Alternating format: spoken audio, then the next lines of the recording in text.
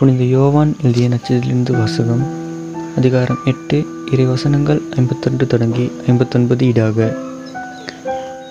என் வார்த்தையை கடைப்பிடிப்போர் என்றுமே சாக மாட்டார்கள் என உறுதியாக உங்களுக்கு சொல்கின்றேன் என்றார். யூதர்கள் அவரிடம், நீ பேய் பிடித்தவன் தான் என்பது இப்போது தெரிந்துவிட்டது. ஆபிரகாம் இறந்தார், இறைவாக்கினர்களும் இறந்தார்கள். ஆனால் என் வார்த்தையை கடைப்பிடிப்போர் என்றுமே சாக மாட்டார் என்கின்றாயே. எங்கள் தந்தை ஆபிரகாமை விட நீ பெரியவனோ? ஆபிரகாம் இறந்தார், இறைவாக்கினும் இறந்தனர். நீ யாரென்று நினைத்து கொண்டிருக்கின்றாய் என்கின்றார்கள். இயேசு மறுமொழியாக, நானே என்னை பெருமைப்படுத்தினால் அது எனக்கு பெருமை இல்லை. என்னை பெருமைப்படுத்துபவர் என் தந்தையே. அவரை நீங்கள் உங்கள் தந்தை என்றும் சொல்கின்றீர்கள். ஆனால் அவரை உங்களுக்கு தெரியாது, எனக்கு தெரியும்.